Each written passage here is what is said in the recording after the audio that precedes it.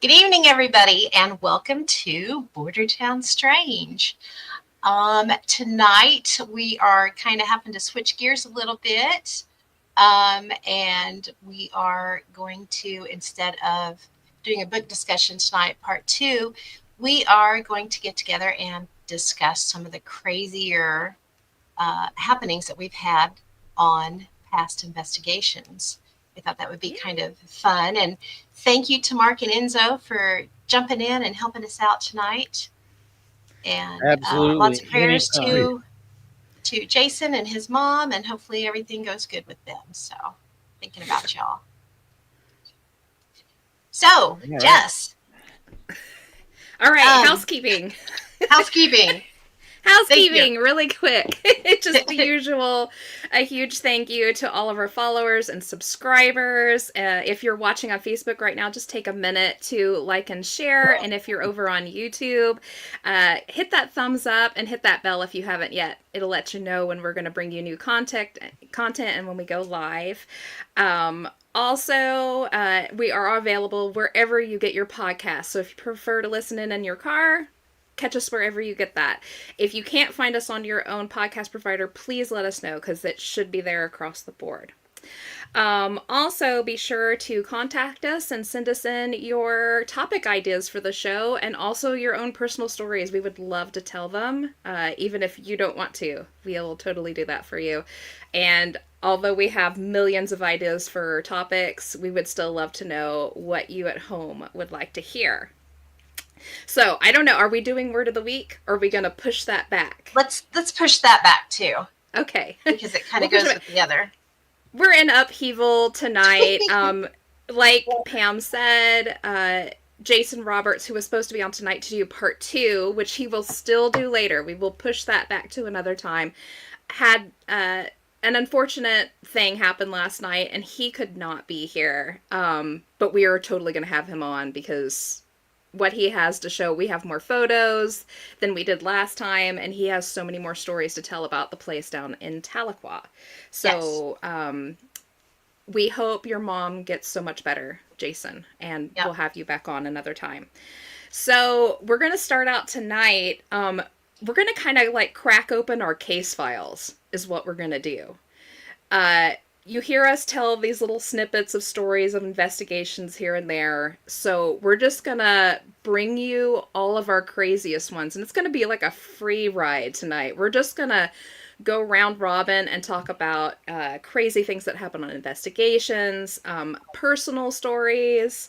We're hoping Enzo hops in more than once at the very end. See if we can't root some stories out of him. So, because he hasn't been with us for as long. I have not done that much investigating, of course. Most of it is, well, all of it has really been with you, other than just personal observations here and there. But yeah.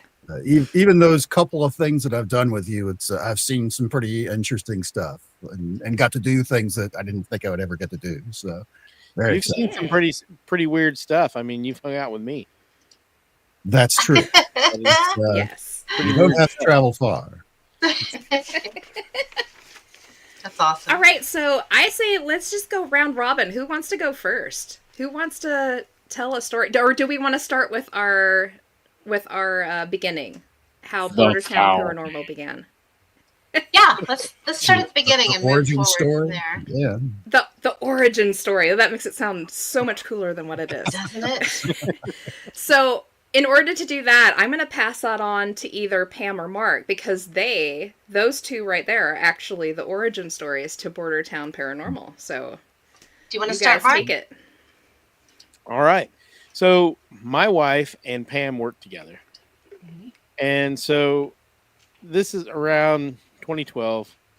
I had been really getting into the paranormal TV shows, and I'd been building some of my own equipment and stuff like that, just because I thought it would be fun to do. Thinking about, going out, finding some place I could do on my own. Back in the day, I used to like to explore abandoned buildings and what have you. And so just kind of the two things just kind of clicked together for me in my head. I already did a lot of the stuff that they did on TV, exploring. And I was talking to my wife one night. She goes, Pam is really into this stuff at work. I said, "Yeah, that's pretty cool." And so I get talking to her, and it's like, let's just put a call out. So put a call out on Facebook. And it got shared around. And we showed up. We decided, everybody get together, meet us at X time at the Historical Society. Lo and behold, 15, 20 people show up? It's closer to 30. We had a bunch. 30? Wow. Yeah. Mm-hmm. And over the next couple meetings, it, trickled down. And pretty soon there's just 5 or 6 people showing.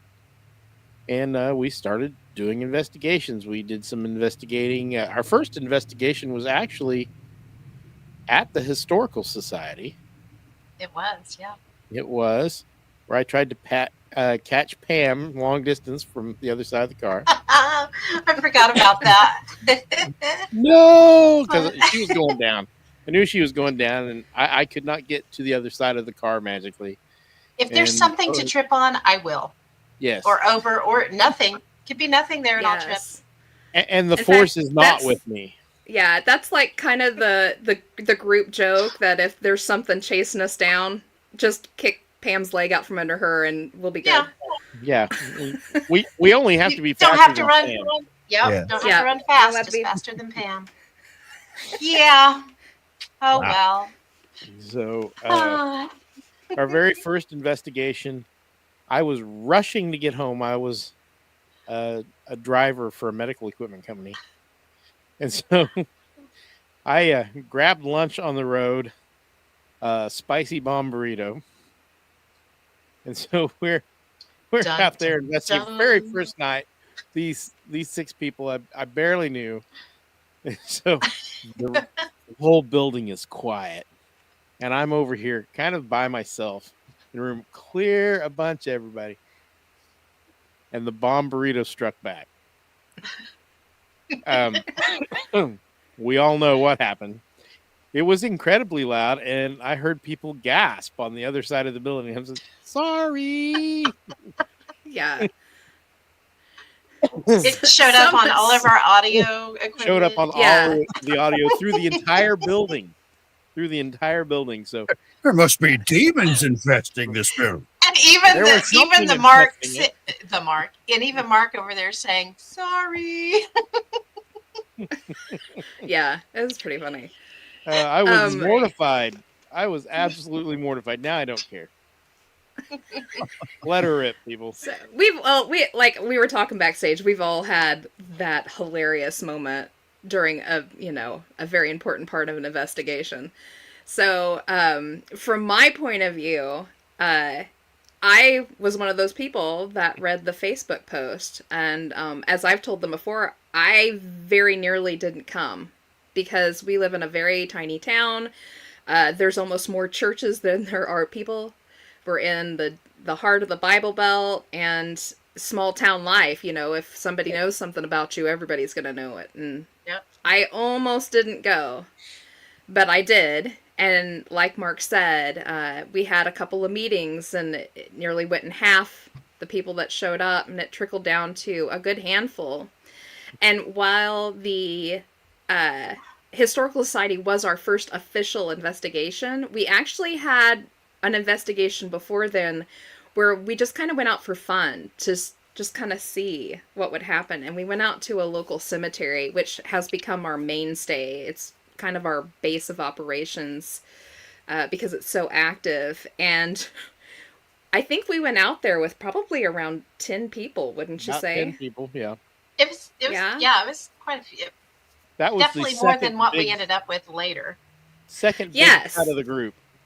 If you are at home are interested in starting an investigative team, this is a very good way to pare it down to the members that are worthy. So we had only been out there for maybe 5 to 10 minutes, and we were walking as a group down one of the many rows of this old cemetery, and a very dark black shadow thing about the size of a rabbit came between all of us and then shot out into the cemetery. And that was the moment that we became our core team. Because the rest of them noped the hell on out of there and did not return. Yeah, that's the So, last time yes. we saw Fine. some of them. That's nothing wrong. I mean, Nothing some against people- anyone. It just So it's, they so found it's out like quickly a if it 50s was up monster there. movie. There's like, go, go, go, go, go, stop! And they all head into the car. Yes. And head out of the place. One lady was in tears. Yeah. Because they and I felt kind of bad at the time because it was my idea to go to the cemetery, because it was actually a cemetery that I loved and visited often, because there was so much activity in it, and there was a little boy ghost in it that I had actually he had actually endeared himself to me a little bit, and I was like, you guys have to go meet Carl. And apparently this was just a little bit too much for these people. So like I said, if you want to start an investigative team, take them out to a known haunting and just see how many you'll stay. Because that right there will weed out the ones you don't want. Oh, yep. Yeah, That was was pretty it much- right there. That's what it's heard. That's it. So I we think were a lot down to of actually... less of anybody, but it just that'll define the group. That'll do it. Yeah. It weeded us down to 5 core members, one of which we dropped just a year later, and maybe not even a year later. It was a year later. Troublemaker who liked to throw a wrench into the works purposefully. We ditched the unneeded baggage, and then we got down to our core members, which is Pam and Mark and me and Mike Hoy, who hopefully one day you'll all get to meet if we can coerce him onto his laptop. It's really hard to do. I've got some equipment over here for him. One of these days, if we need to get with him. him and get him practiced up. So, 'cause So- he would enjoy it. He really would. Yeah. Yeah, and then about 6 years ago, we added Jen on as a auxiliary member. And then last year we got to add in Enzo and Scotty Rademacher from Red Dirt Cryptids to kind of round out the team. And now I think we have a really good core group with specialties across the board. So we're quite able to work through new oddities and stuff, coming at it from every situation, from cryptids and alien UFO and paranormal and just weirdness in general. I think we have a good core team now. So We We do. got a good mix of skills. I mean, Yeah. uh, For sure. I'm kind of a jack of all trades, master of none. Enzo is our UFO guy. Yeah, for sure. Scotty's Yeah. cryptids. Yep. Cryptids. I mean, we've got it all covered. Speaking of Enzo, he's our astronomy nerd guy. I was gonna ask you earlier and I completely forgot it. What is your take on that weird spiral thing they've been seeing over the UK?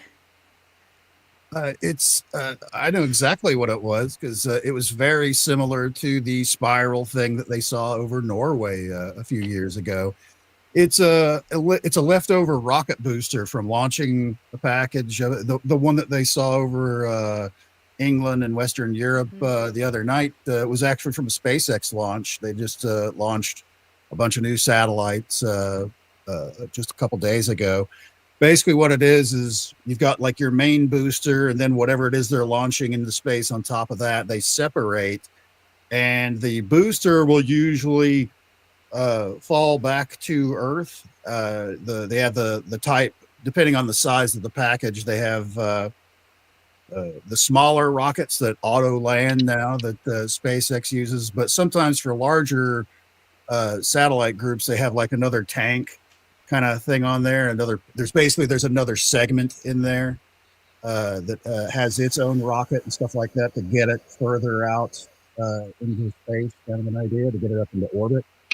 And it's that second middle piece that it has its own, rocket on it. It has its own fuel source and stuff like that. And once it's expended, it ejects off whatever the main package is, whatever the main thing is they're delivering, and it goes on to its destination, which leaves this thing, which sometimes there will be a little extra fuel left in there, and it's got no guidance or anything like that now because it's disconnected from everything. So sometimes the rocket will keep firing, and it forms this Pinwheels. Oh, that makes sense. cartwheels out of control Yeah. kind of a thing. It's like an exhaust plume that Yeah. spirals. Yeah. Yeah. Yeah. And it's it's not like it's gonna land on anybody's house or anything like that. It will eventually burn up in the atmosphere once it stops. It's like cutting the stick off a bottle rocket. Yeah, exactly. It just goes out of control and just spins. Usually, that's actually the best case scenario. That way, it's not careening off into space somewhere else to hit something else. That kind of thing. Although we're lucky that space is really big, so the chances It's kind of tight around the Earth right now. Yeah, but so very much like how about up to an hour like after sunset or hour before sunrise, we on the ground are in shadow, but the sun is still shining like above our as the sun goes down, kind of a thing. The angle of the sun is still lighting up the sky above us. Basically, that's when you can see satellites going by and things like that, because they're still in full sunlight while we're in the dark, just immediately after sunset or before sunrise. So what happens is places like, in this case, it'll be dark out, you look up and you see this spinning cartwheel thing going, that appears luminous and glowing, which, it kind of is, but it's kind of already in full sunlight, and that exhaust leaves a little bit of a trail all its own already. Plus, it's kind of sputtering at that point, so there's a lot of like unspent fuel and stuff like that mixed in with it, and so that's what it is these people are seeing in those cases. That's pretty cool. That's why we have Enzo, because Exactly. half the time the stuff that we see in the sky is very, very explainable. So I feel like we need to get him like a little science guy song done up like Karen does. I do have one of those. Oh, there we go. Who's that man in the fancy shirt? Who's the man with the cheeky smirk? Who has the answers? Who can explain? Well, it's Enzo the science guy. Ask him now. That's Why? fantastic. Enzo the science guy. He's Enzo the science guy. That is fantastic. I love it. You've made it to the big time when you have your own theme song. That's Right? Yeah. That is so good. Ian said, isn't there meant to be an exploding star happening this week? We're actually due for a couple of exploding stars that about every 45 days or so, somebody like, oh, this star's gonna get ready to explode, everybody, it's gonna be. There's been a couple of them. One of them is the star in the Orion constellation, the big red one called Betelgeuse. Don't say it two more times. Hey, there you go. And there would be one person that would be the happiest person on earth if that would happen. But which is a red stein jar. It's near the end of its life. Actually, a few years ago. Not that COVID had any other things going on that would scare you. Yeah, there you go. That it would. The Betelgeuse was going through like this severe dimming stage where, like, if you were used to going outside and looking at it, you would have noticed the difference. So it's believed that that's kind of near the end of its life. So probably sometime within the next 100 years or so, it'll blow. There's another one in a constellation that's more closer towards like the North Star area that it's also acting fidgety like that. So it's one of those, anytime that particular one they think will pop a little sooner than like Betelgeuse will do. It's two. So it's Ruh-roh. one of those things when the big one blows, the B word one blows, that one will be very bright. You'll see that during the day. kind of a thing when that one goes. But the other one will also be exciting too, because astronomers around the world are pointing their telescopes at both of these, just waiting to be the first one to capture it actually going up, blowing up, kind of a thing. But they're on their own schedule, so it's one of those things that you can go out and look every night. You might be doing it for the next couple of years or centuries. longer. Yeah. Or it might pop tonight. So it's hard to say. So you just got to keep looking. Interesting. Wow. Yay! And now we have a science guy. Yes. That's That's it. very It's cool. official now. All right, so back to what we were talking about. Thank you, Enzo, for all the info. Absolutely. I want to talk a little bit about that cemetery we were talking about, where we literally went from like 10, 15 people down to our core group. This place, while we're not going to tell you the name because it's our special little spot, we are going to tell you a couple of stories about it, because we've had some of the most amazing things that have ever happened to us in this one little tiny spot in rural Kansas, believe it or not. Yep. I don't know, which story do you want to tell first? Do you want to talk about Lots the of shadow. Bigfoot in the area? The shadow people? Do you want to talk about the Devil's Triangle at the headstone? The creepy tree? The What else Chinese has happened temple. there? The shadow people. Did you say that one already? Yeah, the shadow And there's people? also in the shadow of that tree where you were using your dowsing rods and they were crossing while you were holding them upside down. Well, that I was was holding crazy. them upside down. We have that on video somewhere. Yeah. I'd also like to See if hear I can a little find bit more about, because you had some rock throwing there as well, I believe. We did. So what we assume, and we're not saying that it is, we're assuming that there is a Bigfoot kind of guarding the area to get back to the cemetery. You have to take quite a long little drive down a side road, and for a while it felt like there was something kind of chasing us up that road. And at one point, Mike Hoy decided to go walk down that way and just kind of see, because he kind of gets a weird buzz when it comes to stuff like that. And when he went down in there, he had a rock chucked at his head, whizzed right by his ear. Yep. And one of our best stories actually includes that Bigfoot. We do investigations. Actually, we haven't done them there in a while. We need to get back to it. But Yeah, It's there been a was a minute. time. Yeah, there was a time we were going out there 4, 5, 6 times a year. And one time we decided to kind of test that area out there, and we stopped at the gates that go into the actual cemetery. And Mike set a recorder on the fence line right there. He clicked it on, he said the date, the time, who was there, what we were doing, and that he was leaving this recorder at the entrance to the cemetery. And our thing was we were going to leave it recording, and we were going to hop in the car and go in and do our investigation, and then come back out when we were done, pick the recorder up and take it with us, which we did.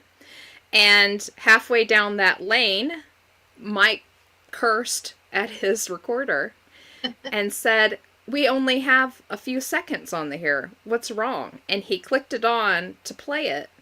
And you hear him say his spiel. You hear him hang it on the fence. You hear him walk away. You hear us drive off.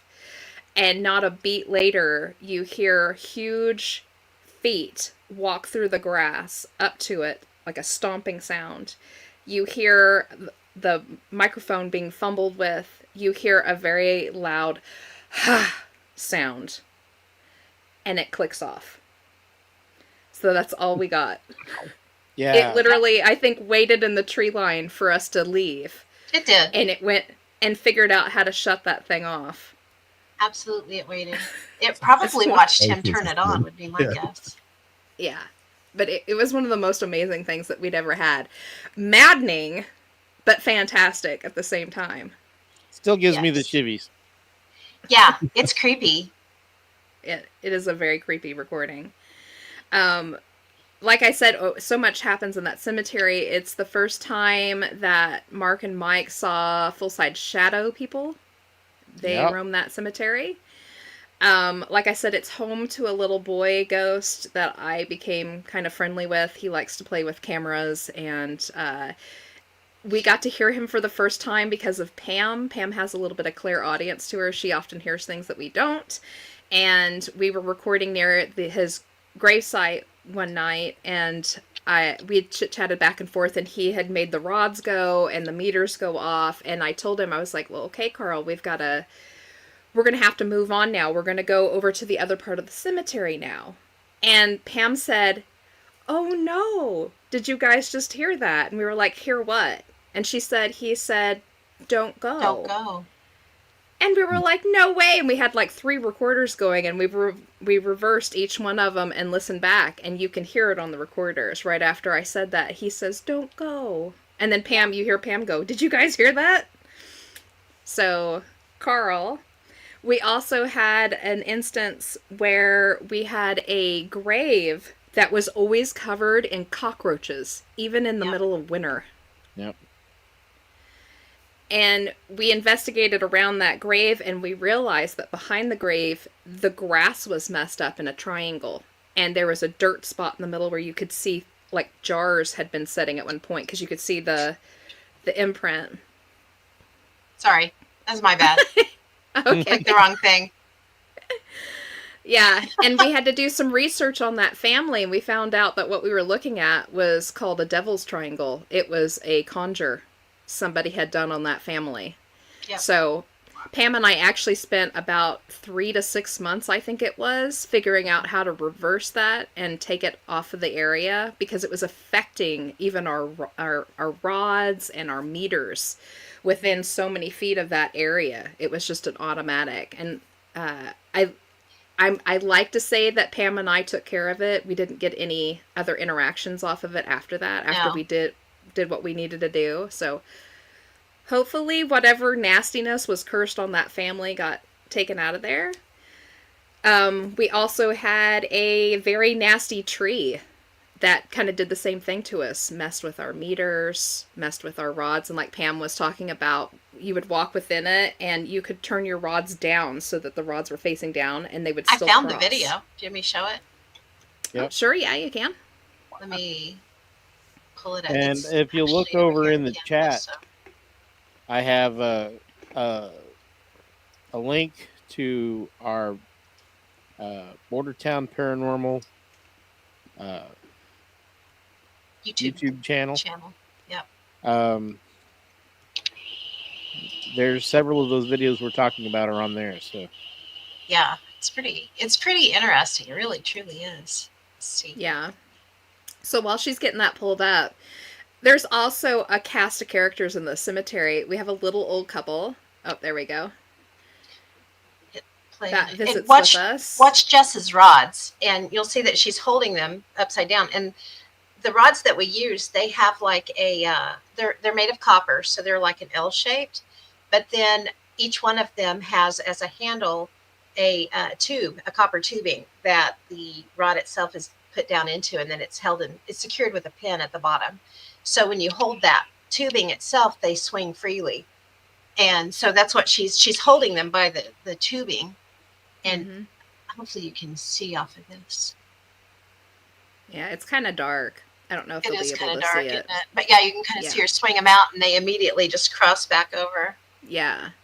yeah, It was like they were magnetized almost. I would have to physically pull them apart while I was standing under the tree. And there's another video that's posted too. If you watch, I tested it. I would walk outside of that circle and they would drop. And then I would walk back in and they would naturally like magnetize back together again. So it was just an incredibly strange tree. And it was always infested with wood bees. Yeah, it was. It was just super strange. Yeah. Yeah, you saw him cross that time for sure. Yeah. So we have this tree going on. Like I said, we had this little old fun couple who would answer with rods. They were kind of a fun couple. And then we had everyone's favorite, the Chinese dumpster guy. Yeah. Yep. Yeah. Enzo's shaking his head. So, explanation. There is a spot in that cemetery. It doesn't happen all the time, but it happens to a couple of us more. I think it happens more to Pam than anyone, and a little bit to Mark. There's a spot in the cemetery where there's no graves. It's just kind of out in the middle of it. But when you walk through it, you get this horrible smell, and it's akin to what a Chinese restaurant dumpster smells like on the middle of July. Totally disgusting. The only thing missing is the buzzing of flies. Yeah, that's true. Yeah. And he just took on that moniker. Like, I don't think we've ever gotten any stuff with the rod. He's never talked to us. We picked him up on meter. And we say him. I have no idea if it's a him. So Yeah. it's just become... There is a grave on the other end of the cemetery. I'm talking about olfactory responses. There's a place on the other end on the next road over where about every third time I walk through there, I can smell an old-fashioned floral perfume like That's gardenias. right. Mark has a girlfriend out there. It smells like forgot about gardenias. that. Yeah. Yep, and it only presents to him, which is hilarious. And That's where any we're like, time of the year, it "Ooh." can be the middle of winter, and you'll smell that gardenia perfume. Yeah. So, and there's so many more things that we've experienced out there, but I think the one that really needs to be told is Pam's blooper. So we got to hear Mark's. I think we need to hear Pam's. So there was at least the four of us that were there. Was there more than that night? I want to say it was just the four of us. It was just the four of us. So we had gone out in my car, and I had parked in the back. So the car was kind of out of the way of where we were investigating. And we were just really starting to get the hang of investigating together at this point. And so we'd all gone around, and we decided, it was probably midway through the night, we decided to meet back at the car, and everybody check batteries and, switch things out. So we go back to do that, and all of our equipment's in the trunk of the car. So, it's dark out. Our eyes are a little bit used to it because we've been walking around in the dark. But so I have the key fob in my hand, and I go to hit the trunk, and I hit the panic button instead. And the majority of us were standing right in front of the hood of the car. So you can imagine complete silence, very quiet. We're all kind of whispering and everything. And then out of nowhere, honk, honk, honk, super loud. And right after that was shit, shit, shit, and Scooby-Dooing up in the air and all kinds of... I swear, I jumped. My feet were over the front of the car. And I'm a big man. I was a big man back then. I don't jump. You did that night. I did that That night. was a I heart caught some attack. serious air. Yeah. And what Pam always leaves out is that was the initial round of cussing, and then there was a second round of cussing when we realized what had happened, and there was a lot of goddamn it Pams. And yeah.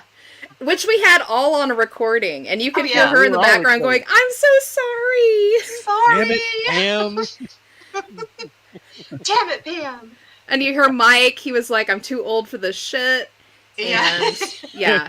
But that whole night of recording was just comedy gold. That night we happened to have a meteorite shower happening, and it was readily visible. It was a There was like heavy shower. there was like it was like 1 every 3 seconds or something like that. Yeah. It was beautiful, and the cemetery is in a very wide open space. You can see for Cloudless miles. sky, too.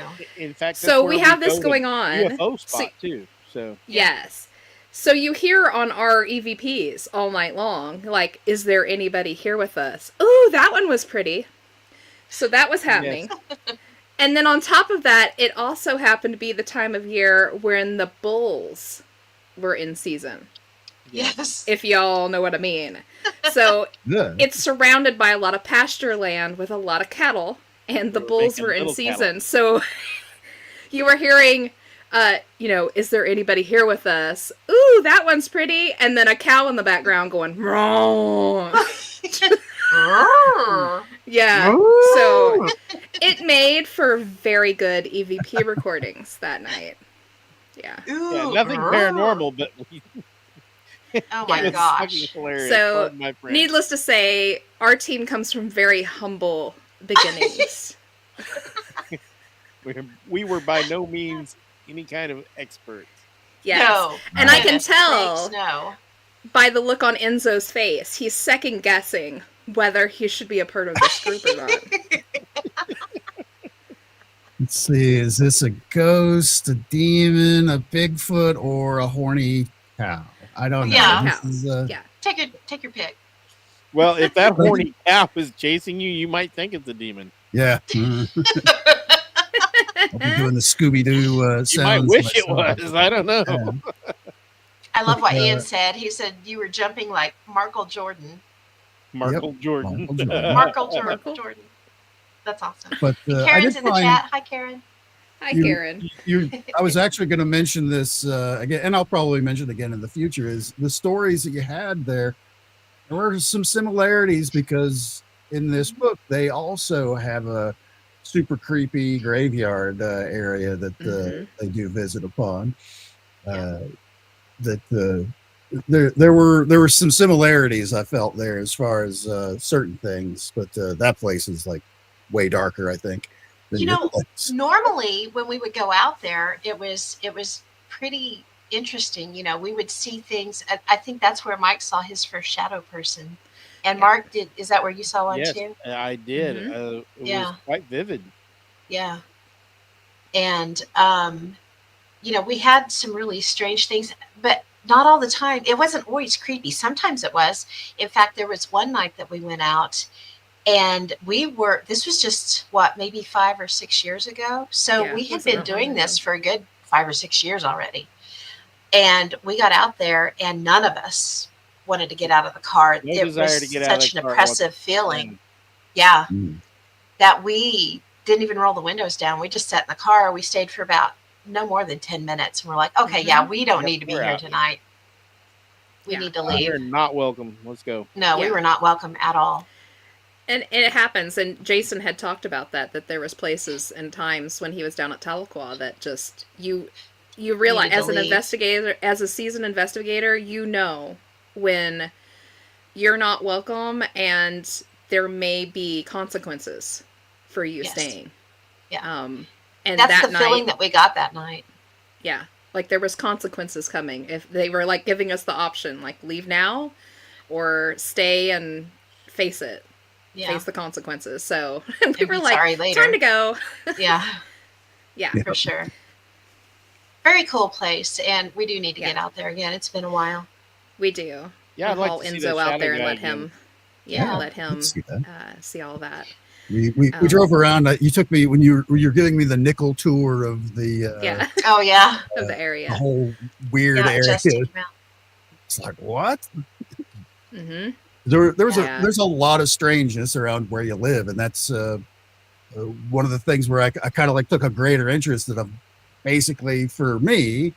I've got an hour and 45-minute away Skinwalker Ranch, basically right here, because you guys kind of have all the same stuff. There's a short drive Yeah. about anything you want. Yeah. Yep. It It's really our own is. little secret. Not we don't try to keep it secret, but it's just not been widely discovered It's yet, I not guess. polite, and we don't want a disclaimer here. We don't want people going out and causing problems with cemeteries. Yeah. If you go to a cemetery, you should be respectful. You should leave it in the condition you found it or better. Mm, Uh, word. If possible, you should get permission in advance so that they know you're there. Yeah. Because you can get shot at if they don't know you're there. Yeah. So Yeah. Barring always better that, for someone to know. Do you barring remember that, the night that we hid from the four-wheelers? I do remember that night. Yeah, so we're like, we've been in those situations. There was a family who owned the property next to the cemetery, and they, I think, probably saw our flashlights that night, and decided to go investigate what was going on up at the cemetery, even though they don't own it. Right. We were perfectly fine to be there. It's public property. But yeah, they came up on their 4-wheelers, and we didn't want to have to deal with somebody, and for fear that maybe they might call it the county sheriff's office and send them out, and they would just uproot us just to be done with it. And we didn't want to deal with that. So we were like hiding behind the trees and the headstones while they had their flashlights out. So yeah. We've done that too. Yeah, and like I said, several of us have relatives there, so it's not like we weren't, allowed there. Yeah. I have three different family members there. No, 1, 2, 3, 6. 3 different headstones, 6 different family members. But the reason we don't publicly disclose these cemetery locations, many of which we go out during the day when everybody else is because we don't want irresponsible people to follow in our footsteps and say, oh, well, these people did it, so it must be fine. Mm-hmm. Some people are just naturally destructive wherever they go. So, I mean, don't be offended that we're not hiding our favorite hunting ground or anything. Right. So, we're protecting more than anything. We have a vested interest in making sure that it is unmolested. There you go. Yep. Wow. Big words. All right. So that's one of my favorite ones. Does anybody else pick one of your favorite investigations and tell us about what you liked about it? I can't remember if we've talked about this one on this show before or not, and it seems like we may have, but I'm not sure. But staying with cemeteries for a moment, a few years back, Jess and I went with her mom out to one in Chautauqua County, and they have family out there. Well, I have family out there too. Yeah. And excuse me, we were out there walking around. I don't even remember why we were there. Was it? I think we just went out because we hadn't been out in a while, and we wanted to kind of test out some of our meters and just kind of see the condition of the place. Yeah. Broad daylight, mind you, and Jess's mom had driven the car out there, and when we left, Jess was in the back seat, I was in the passenger, and her mom was driving, and we were headed east on a dirt road. And Jess was looking out in the pasture to the south of us and watched a rock come from the middle of the pasture, and the grass was tall, but it wasn't so tall that anyone or anything could have hidden because, it's a very hilly area, and watched a stone come through the air, and it hit the windshield right in front of me, and it struck it, and then it rolled down, and it actually stayed on the car. And it rode on the windshield wiper clear into town. So, and I remember your mom looked at me and said, did that come from the inside of the car? Where did that come from? Because it was such a weird way that it hit. Gravel roads, we've all grown up on them, all lived on them, driven on them a million times. And so what it sounds like when gravel hits the car. It makes that distinctive ping or whatever. No, this landed right on the windshield. We were the only vehicle for miles. And it was the strangest thing though. And Jess was like, I just watched that come out of the field and hit the windshield. Nowhere near the road. It arced too. It had an arc to it. And I think that's why it didn't break the window, because it didn't hit it dead on. It kind of arced and hit it like that. Rolled right down it. Yeah. It was weird. A big rock. So yeah. That was a really weird one. Did you hang on to it? No. I didn't feel right doing that for some reason, and I kind of go with my gut when it comes to instances like that. Don't take stuff out of cemeteries. Don't take rocks that were thrown at you by things you couldn't see. Yeah. And that's actually when we started researching the idea of Bigfoot near cemeteries. It's a thing. A lot of people think that they actually, Bigfoots will appear near cemeteries because they're almost like a protection type of situation. And I know there's many Indian tribes that believe that Bigfoot are actually kind of like what crows are to us, that they kind of pass souls over to the other side and are kind of a protective barrier. So because we had the activity at the cemetery at the other place we were investigating, and now we're having Bigfoot activity at this cemetery, and I know they have a lot of Bigfoot activity down at the Jesse Creek Cemetery in Bartlesville. So it's one of the things we've investigated and kind of looked into. It's very interesting. Yeah, it's an interesting phenomenon. And a lot of people have theories on them, just like we do. So it's fun. The longer that we go, the more information we get on it. Yeah, I drank already. Ian's making fun I don't of us realize again. how many times during a show we actually say vehicle. And I will tell you this, Ian, you've made me self-conscious. And now even when I'm out in the wild and I say vehicle, or if I hear somebody else say it, I think of you. So Vehicle. Yeah. damn, Ian. No, it's hilarious. Oh my But goodness. yeah, no, it's such a weird thing. And I'm sure sometime we will figure it out. If not us, somebody's going to figure it out. Just Yeah, we have not the air. sure what the correlation is, but there is one. Mhm. Yeah. How about you, Mark? Do you have a favorite one? Oh, my favorite is got to be the time slip nursing home. Oh, yeah. Oh boy. Yeah. Yeah, and there was just a little background. I'm the guy that they put into rooms that nobody else can really stay in. And there was a room at this nursing home I could not make myself walk into. And when I did get a foot in the door, I got sick. And as soon as I stepped back, I was fine. So that was an interesting investigation. And when we talk about stuff like that, we always say Mark's our rock, because he doesn't, Mm-hmm. nothing phases him.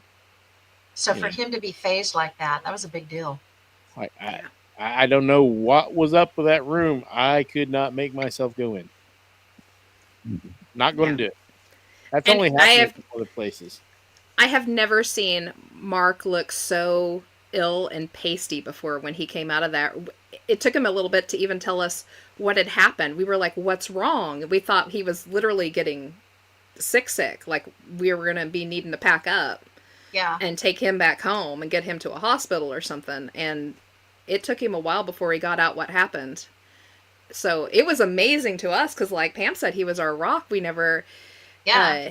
Where Pam or I or Mike would walk into a room and be like, oh my God, I can't be in this room anymore. It feels weird. I feel sick to my stomach. Something's wrong here. Mark would just be going around with his meter going, well, I don't see nothing.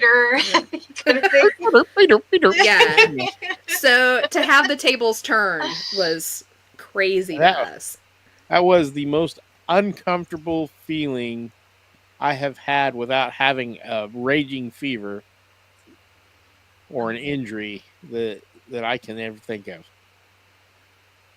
And it was just like turning a switch on. I walk in and immediately, and then as soon as I step back through the doorway, it's like, oh, great. So and we had all kinds of things happening there. Pam and I lost time. Yes. We've told that story probably on here. I know we've told it on the Fringe many times. Mm-hmm. Air conditioner we have a to a slideshow on building that didn't even have wires connected to it kicked on. Yep. Mm-hmm. Out of one vent. Out of one vent. Yeah. And then all of the air fresheners that still had air freshener in them and then kept puffing all night. And the place had been shut down for 4 or 5 years at that point. Yeah. Easily. Yeah. So, and those of you who've worked in the industry, the custodial industry, know that those air fresheners last about 6 months. If you put them on spray saver with the light sensor, they'll last 6 months, maybe 9 if you don't turn the lights on and off very often. either the battery or the can's going to go dead. These things were still spraying, and they had the most god awful scent stuck in them. Better than Yeah. Chinese dumpster smell, though, right? Oh my Not god! much. Oh, You have dude, no that idea was how bad. disgusting. It's a And I horrible saw- smell. Rick Ugh. said back there somewhere, I lost it now, but he said he remembered that smell well from our handling sanitation. I don't remember where it is now.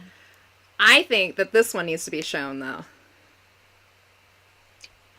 Now, was this the bovine variety or the lady variety? Oh, Just asking. Just for those that are listening, Ian said, I've been chased by a cow, would not recommend. Mm-hmm. Or wouldn't recommend. Yeah. Yeah. What you do with your girlfriends is on you. So.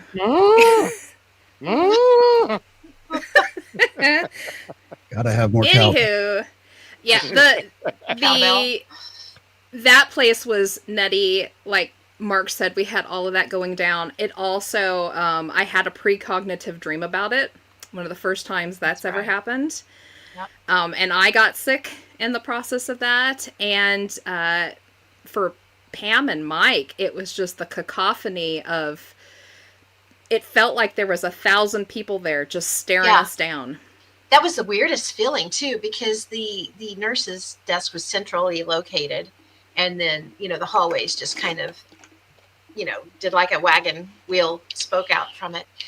And when we were standing at that nurse's desk, I could feel, and Mike could too, it just felt like we were just surrounded by this ring of people just staring at us, like, what are you trying to figure out what we were doing.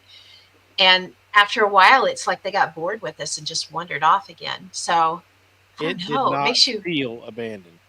no, No. not at all. It did not. Wow. I've been Yeah. in a lot of abandoned buildings,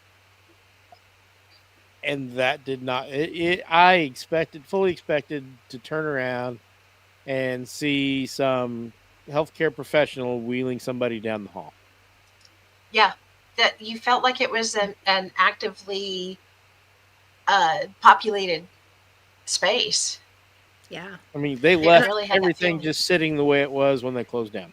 Mhm. Yeah. The menu of the day up on the wall. Yeah. Yeah. Crazy. Yeah. A little backstory so like the beginnings of it. So it had, previous to us going there, it had closed down literally overnight, like 5 years previous. What had happened was that the owner of the building or the whole institution literally was not paying their taxes, and it was running one day, and the next day they called in and were like, hey, this is shut down. And they had told us that the nurses had spent that entire day calling everywhere trying to get their residents into other buildings, just at least for the night, until their families could figure out what to do with them. Yeah. And they literally walked away from everything. Like there was still, Just sitting there, files. food trays Yeah. in the kitchen, what they served for lunch that day, like Pam had took some pictures of that, was still up on the chalkboard. Yeah. Furniture still in the rooms. There was even clothing and stuff still in there. Yeah. In some of them, yeah. And Sure was. how we came to it was that a gentleman had bought the property, and there was a little hospital on the same block that kind of came with it. He bought that also, and he'd turned the hospital into apartment buildings, and then had decided he wanted to do the same to this building. And he could not keep a crew in long enough to even clean the building out so that they could start work on it. And so we were called in. And I am not surprised at all. We've heard that story before, oh, it's so haunted, I can't keep a work crew in. And usually, it's It not looks good on anything that TV, impressive. but that crap really happens. Yeah. It really does. At least at that place, it really happened for sure. Yeah. It was so bad. Halfway through the night, we actually invited the owner to come in with us while we were investigating. Because sometimes that helps. If you have someone who's scared of their building or their home, to bring them in with you and let them kind of participate a little bit, it kind of takes the stigma away. It kind of takes away that, Give them confidence. Yeah, it gives them a little confidence. And sometimes they see, oh, what I'm seeing really isn't something that's a haunting. It's literally bad electrical, or my plumbing sucks, or I have a door coming off the hinges. But we literally couldn't keep him in. I think he was in there for about 5 minutes before he noped right on out of there. Yeah, he did not stick around. Yeah. At And all. that never came to fruition. There wasn't a whole lot that we could do for him to clean that building out. It would have Most of it taken... was- Yeah, I can't the imagine what visual. it would have taken to clean that thing out. Same. And it never came to fruition. He was never able to turn that into apartments. It's still sitting there abandoned. So, Still to this Yeah. day. to this day, that's it's been still Yeah. sitting what, abandoned. 5 years, 6 years ago. Yeah. Oh, You thought about going back there? it's been longer than that, Mark, because I was in a wheelchair. Oh yeah, yeah. So that was We would love to. 2016. But the gentleman who owned it, I don't believe owns it anymore. Someone took over the property, and they don't have a whole lot of care about what happens to it. So, And unfortunately for us, I would it's love to go back Probably there. not safe now. Oh, Probably yeah. not. It was getting close to not being safe when we were there. Yeah.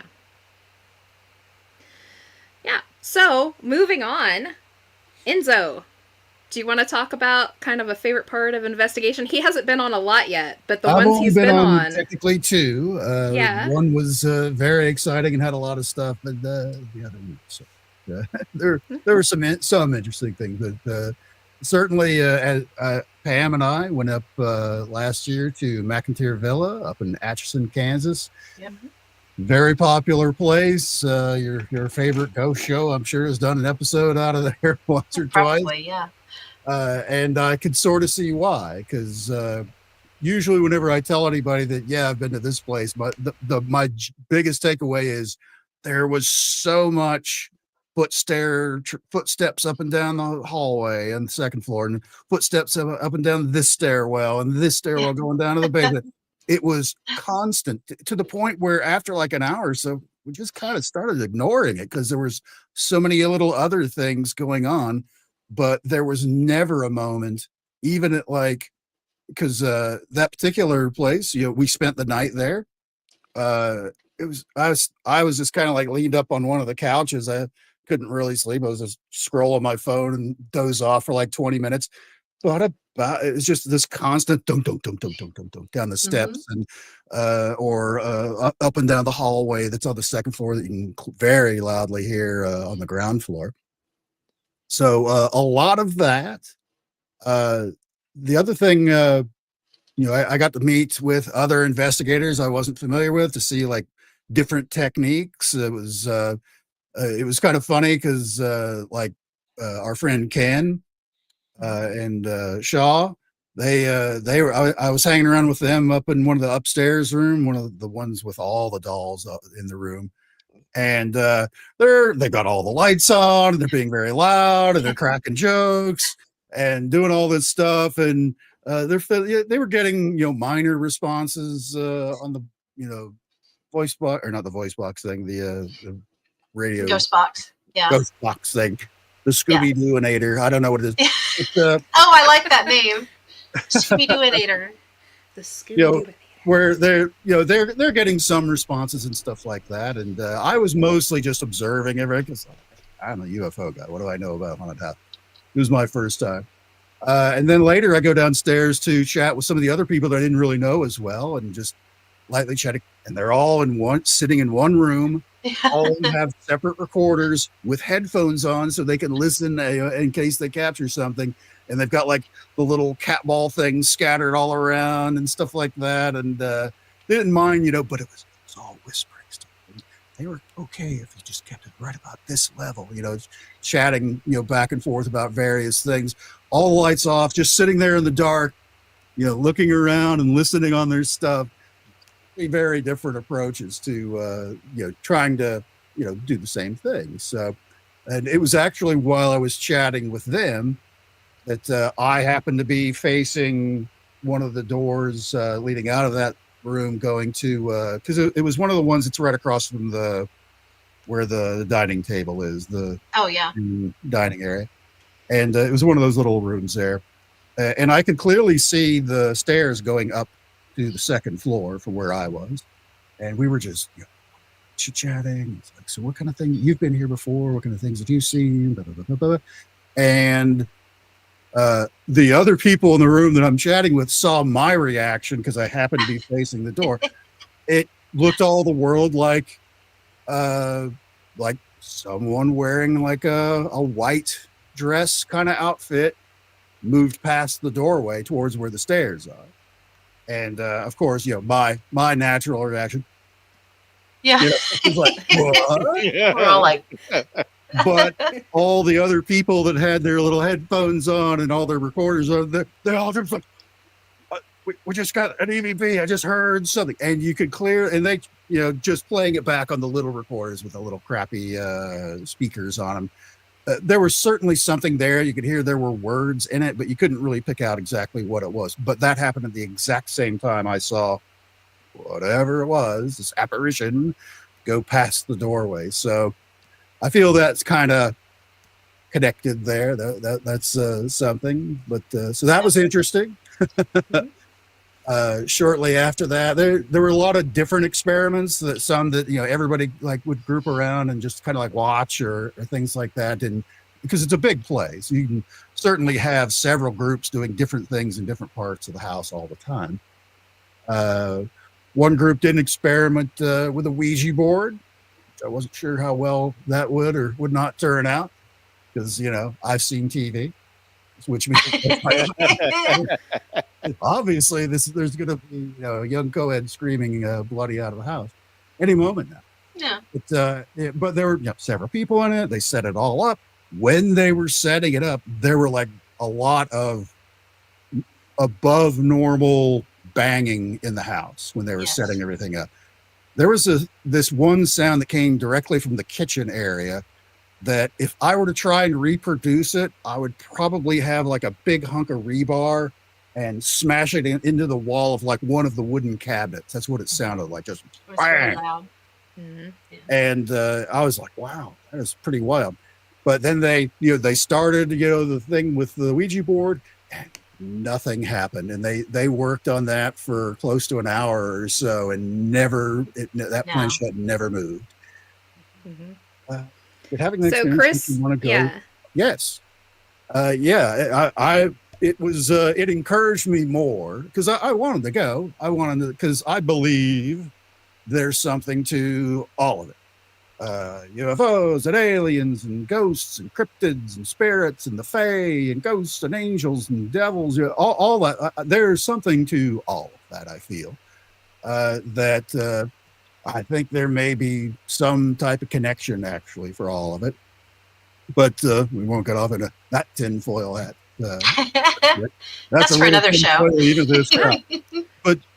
But it's but as far as like other experiences around there, shortly after nothing happening with the one experiment, I was asked if I wanted to take part in an Estes session, which I'd never done before. I'd seen it on TV, but I never actually participated. So I was the person, I don't know what you call the person that wears the headset and has the victim blindfold. The victim.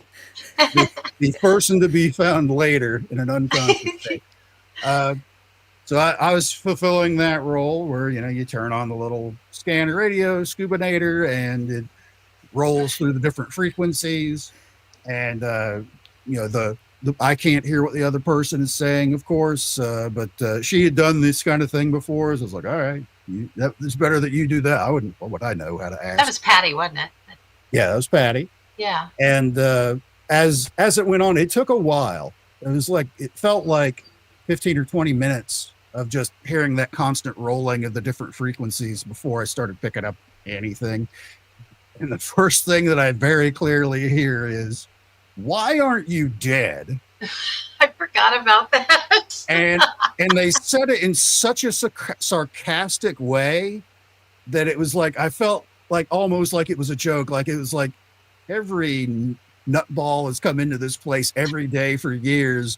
What, did you die in this house? How long have you haunted here? All of these questions. And I just felt like that was the final exasperated response from them. It's like, why aren't you dead? Yeah, kind of how it came across. And I was like, wow, that's kind of weird and ominous. And then a few like cycles later, they said very clearly, without a doubt, Enzo. So they said my name. So that I was like, okay, this is a little weird. And that's not a common name. No, I was like, what radio show would have been playing where they said that on there? So that was pretty wild. Mm-hmm. And Right. it's skeptical is in on a scale of what skeptical of. Ian's asking, as a science guy, how skeptical is Enzo on a scale of 1 to 10? I will listen to anyone's story, and that's their story. I'm not going to sit here and poo-poo it. I may have some opinions on what if somebody saw something weird light in the sky or something like that, where I might be able to do some research. It's like, well, it just happened to be the ISS was going over, and that's what you saw, something like that. But as far as some kind of like direct alien encounter or seeing a ghost or some kind of specter or a Bigfoot or things like that, that's their story. I'm not going to crap on it because I've certainly seen weird stuff myself with no evidence that that's their story. And I kind of sort of leave it as that. I feel there is something to all of it. Is there a secret space program where you can go to a 20 and back and fight aliens out in another world? I don't know if that's actually true. But and in one case, we know it certainly is not. But there's something. I give everything kind of a general pass. Everything goes in the maybe pile for me. So it's.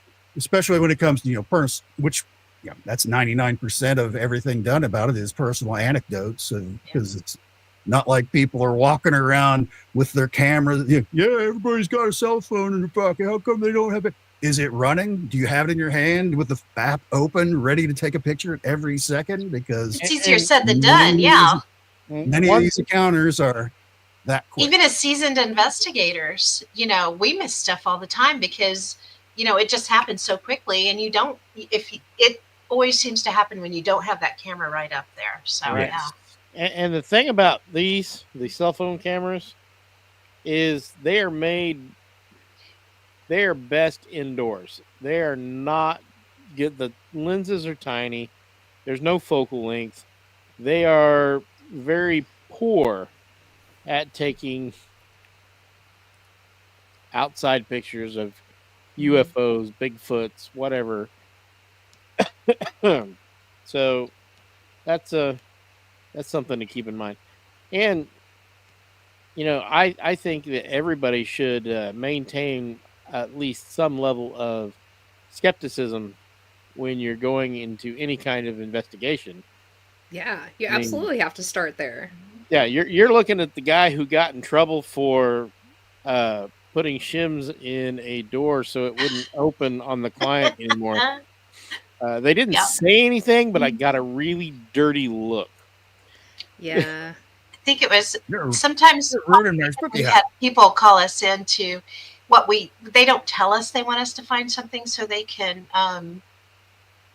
claim that they're haunted so they can jack their prices up.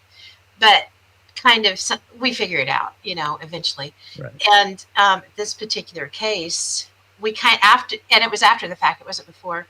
We kind of had the feeling that that's where this was going, and Mark fixed their ghost problems. The door needed a small shim on the bottom so that the latch would engage the striker plate. So I put a little tiny shim. I just took the screws out a little bit, stuck a little piece of, I forget what it was. I think I had, what was it? Tongue depressor? Something like that. Something like that. And then just screwed it back down. I mean, and it hit the hole and it never opened again. But every time you would walk through the room, the door would open. And if I remember correctly, that's also the place that they had a gas leak that we found. Yes, they had right? Wow. Yeah. Yeah. A rather good gas leak. They could have blown the place up. There could have been absolutely. There could have been us ghosts there. Yeah. Oh, no. Luckily, none of us smoked. I think that may have been. Is that where I lost my leg? Yeah, that's where you lost your leg. Yeah. There's another Pam blooper right there. Ooh. Yeah. Lost. So we won't even go there. Oh, you Pam have to tripping tell and him. falling. You And- gotta tell well, him. then that. you tell the story then. So we're walking up the front steps of this place, and there's like cement steps. It's like 3 or 4 steps up, and then the porch, and the porch overlaps the stairs, so there's a lip there. And Yeah, Jess I goes don't up like before that. me, and she's like, "Hey, be careful and don't catch your foot on this." I'm right behind her, going, "Oh, no problem. I won't." I did, and She did. so I go to step up, catch my foot on it, pulls my leg off. And I'm like, oh, so I turn around and immediately sit down on the stoop so I don't bust my head open. And Mark's ahead of Jess, and the owner just happened to turn around in time to see me sit down quickly, And she's like, "Oh, is she okay?" And just like, "It's all right. She lost her leg. She does it all the time." And Mark's over Yeah. here like, Yeah, that's like my favorite part of the whole thing. I hear her. I told her, I said, "Do not watch this stat."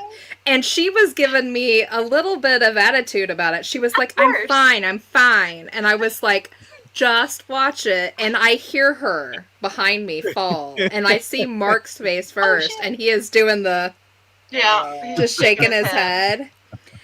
And this lady is freaking out because you can see across her face, she's thinking, is she okay? Is she gonna sue me? Yeah, immediately, yeah. And I was trying to fix the situation because Mark was losing it, and I was like, she has a prosthetic leg, and it once in a while, you don't feel that, you're gonna catch it on stuff, and I was like, she's fine, it happens all the time, and Mark is still just like, I don't know what to tell you.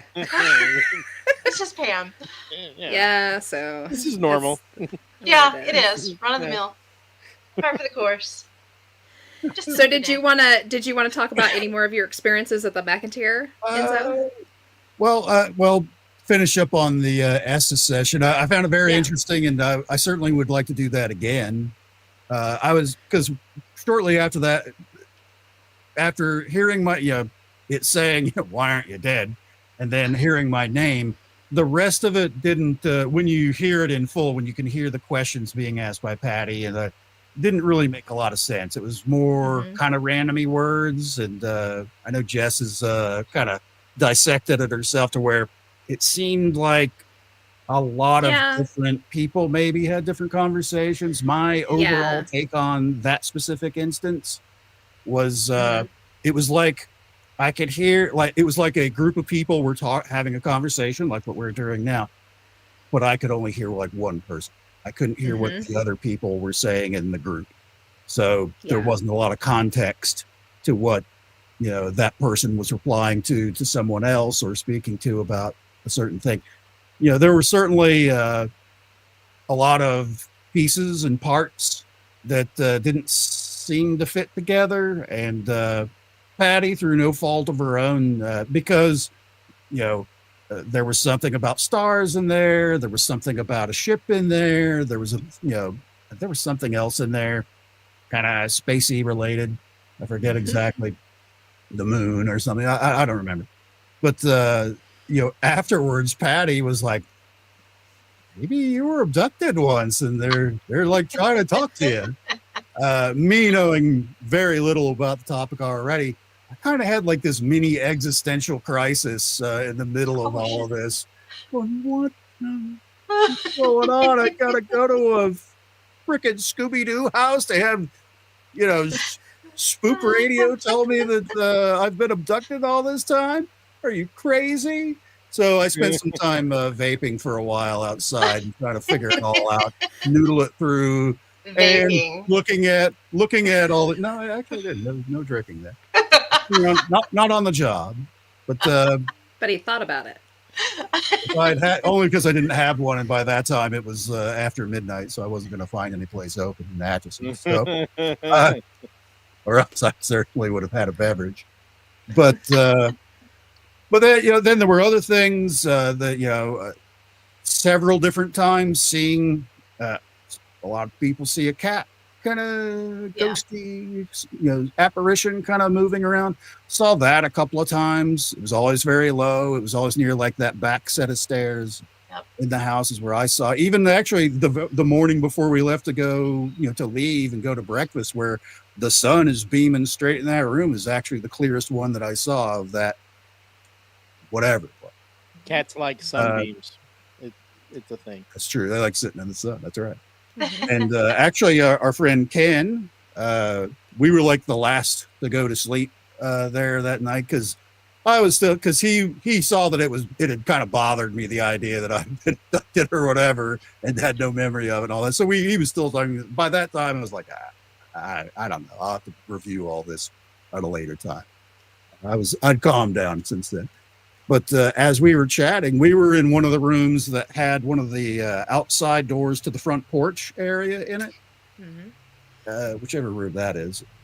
And we were actually standing right next to that door, which is all white on the inside and, the wall part. And we're just sitting there chatting with the wall like right next to us. And if I was to try and like duplicate it again, it was almost like a projection of a shadow. Like if you had a film projector of someone just walking kind of thing, it was because it wasn't like a 3D person. It was like a shadow on the wall was moving by that wall that we were both standing by. And it happened very quickly. And it was approximately human shaped. But it was never like, it wasn't like it was a hat man, or, it had glowing eyes. No, it was just a shadow on the wall that was moving like there was someone else. Everybody else was asleep, and we only had like one light on in the room. That's the room that Ken was going to sleep in. He was basically waiting for me to shut up so he could go to sleep. But we were just chatting, and it looked all the world like if you had a projector of a shadow on a wall. That's what it looked like, just quickly moving beside us. He saw me look at it, and Ken was like, Ken's sensitive himself, and certainly senses things that other people don't around him. And he always got one. He's like, "You saw that too?" And, I was like, yeah, I clearly saw whatever that was. So there were a lot of strange things I experienced there. I'd love to go back. I'd love to. We absolutely have to, because I know Mark hasn't been yet. I am raring to go. I want to go very badly. Yes. And our friend Stephanie's the owner, so it's a great place.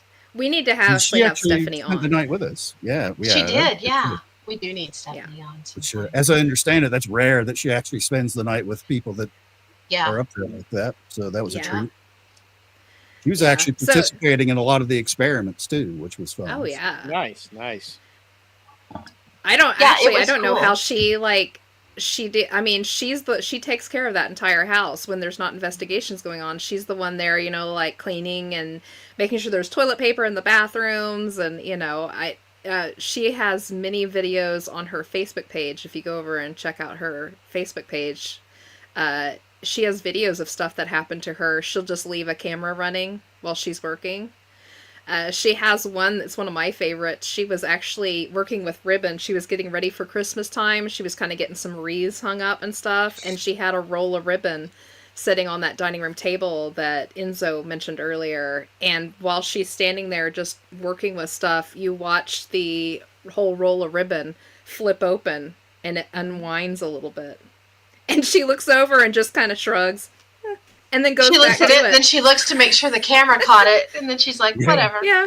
Okay. Yeah. Well, she has that stuff all the time. Yeah. I had one other thing I'd like to throw in about to wrap up, the whole McIntyre thing, is something that apparently was only unique to me. At first, I thought it was like some kind of mini hazing thing. Somebody was messing with me. Oh, no. Deal. Sitting at the dining room table, because we had initially all split off and done our own little things and very, smaller teams and done different things. And then after a while, we had all come back to the dining room table area. And they're like, yeah, I think we got an EVP here and this. And they're like playing this group is like, well, we had some interesting stuff here. We recorded it, and they're all playing. So everyone's got their gadgets out, reviewing what they had captured, that kind of thing. And while this was all going on, different people were doing different things around the table, and not a lot of chatter because it was mostly people futzing with their gadgets. I heard a very loud, very clear, I'd describe it more of like a bobcat scream. It didn't feel like it was a human scream. It sounded like an animal. Just, and it was like, I thought, okay, someone had their cell phone out and had like a scary sound on it and had played it like right behind my head.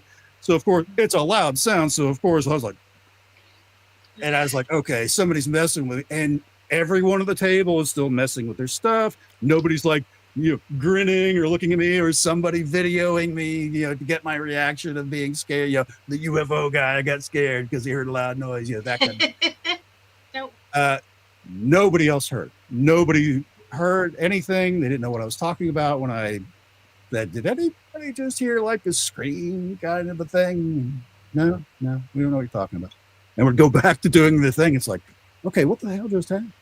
What the hell was that? So that was another weird. That was probably I'd forgotten about that too. Super weird thing. Yeah. It's a crazy place, and everyone that goes has their own like incredible experience that maybe nobody's ever had there before. And my biggest one, it's the first and it's the last time I've ever experienced a full-fledged doppelganger. That's right. Yeah. When I went, we were with another couple. We were with Penn Paranormal and some of their friends and family. And it was pretty late into the night, and I and another gentleman, and I actually think it was his mother. Yeah. Decided to go up that main staircase, not the back staircase, the main staircase. And we were just going to go up and sit on the second floor and with recorders, and we were just going to sit quietly and see if we could hear exactly where all the footsteps were coming from. Because this is the number one thing in McIntyre Villa. I don't care who you are or what time of day you walk into that house. If you stay for longer than 5 minutes, you get to hear footsteps. That's the main thing that happens in this house consistently. And we all decided, the three of us, we were going to go up the staircase, and the gentleman went first, and I was in between, and she came up behind me, and she was a little bit older, and I had a flashlight. And it was my thought that I should shine this flashlight down at the floor so it would kind of fill the staircase with some light, and she could see her way up because she didn't have one. And it has one landing. We went up the first flight. There's the square landing. You take your turn to go up the second flight. That'll take you up to the second floor. And I kept watching behind me, and I could see her legs. And when I turned, I could see her shirt and her head and her hair. And we're making our way up, and I get to the landing, and I kind of make my way around, and I realize, oh, I need to shine that light back again so she can catch this next set of stairs. And when I looked back, she wasn't there.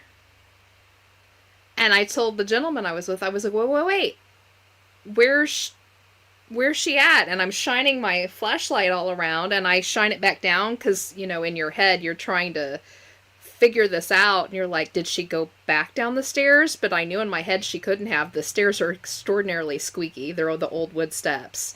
They are. And she wouldn't have had time to have come up all the way up that first landing, turned around, and gone back down, especially without a flashlight. It was pitch black in that section of the house.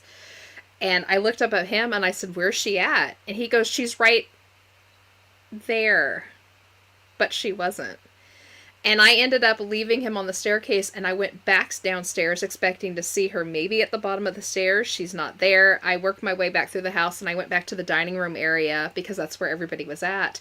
And she was there. And had been there with us.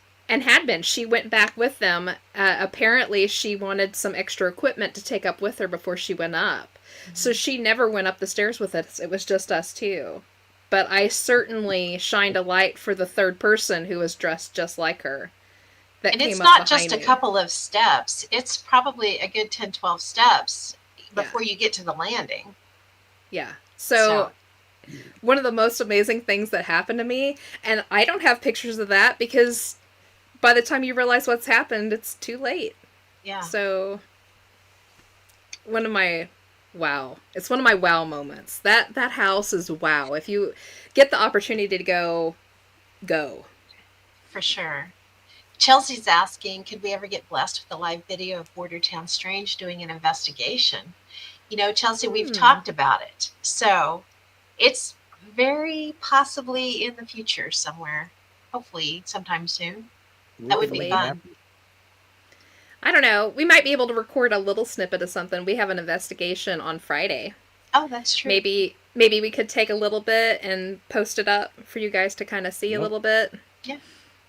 That'd be fun. I don't know if we can do a live because this is going to be a new place for us and we're going to be doing some training. Scotty's in the chat too, by the way. Yeah, we're going to be... Scotty, are you still there? Scotty is going to be doing some training, and so is Enzo, so I don't know. It is a spot that I think that we can go back to, so. Yep. And that's good. I know Tony's in the she is, yes. in the chats too, so. That's right. She's going to be leading us on this investigation. She's be fun. Looking forward to it. But yeah. So, moving beyond McIntyre, is there any other ones you want to talk about? We have so many that just have like little interesting tidbits. Do we want to? We have some photos that we pulled together. Should we do that one since we have the photos? Yeah, pull them up there. And so is this the little rural schoolhouse? Yes. Okay. And I found this and I put it in here so everybody can see. This was one of the very first time. Actually, it might have been our first meeting. Maybe it was our second meeting at the Historical Society. It's baby Mark. Yay! Yay! Homemade POV camera. That was pretty awesome. Yeah. I found that. I was like, I gotta throw that in there. Too cute. We called it his spelunking ghost hat. Well, I mean, I lead with my forehead anyway. I probably do need a bump cap when I'm anywhere. Too funny. Permanent dents in my head. It's bad. So I did just when you told me what date this was, I did go back and I found an additional photo that I had. Okay. And I have tons, but I just sent you a handful. Yes, and this I wanted to show you guys a piece of equipment that we use. It's called a millimeter, and it's what we use to take baseline readings. It's one of the pieces that we use to take baseline readings with. And you see where it says 32.5, that should say 0.0, always.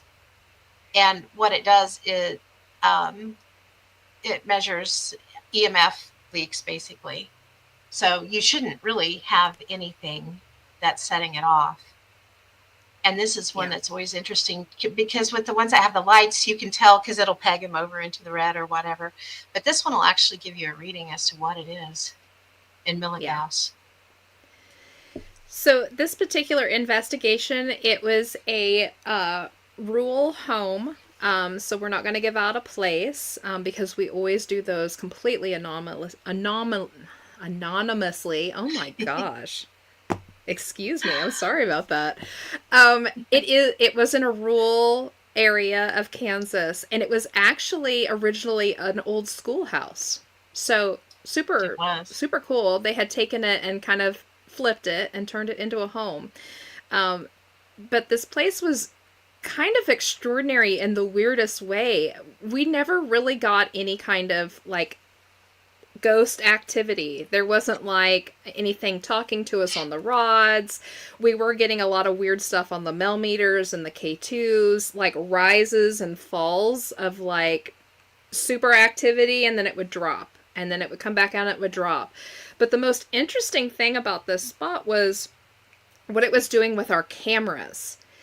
We would take a photo that would be absolutely clear and then take another one, because that's what we do. We take several in a row. So you have a nice little selection of the same area over, maybe the course of a few seconds to a minute. We would take a photo that would be absolutely clear, and then the next photo would be hazy, foggy, or have these very weird stripes of fog in it. And I'm going to let Pam pull up some of these pictures. This if is she a can get digital 'em. camera, right?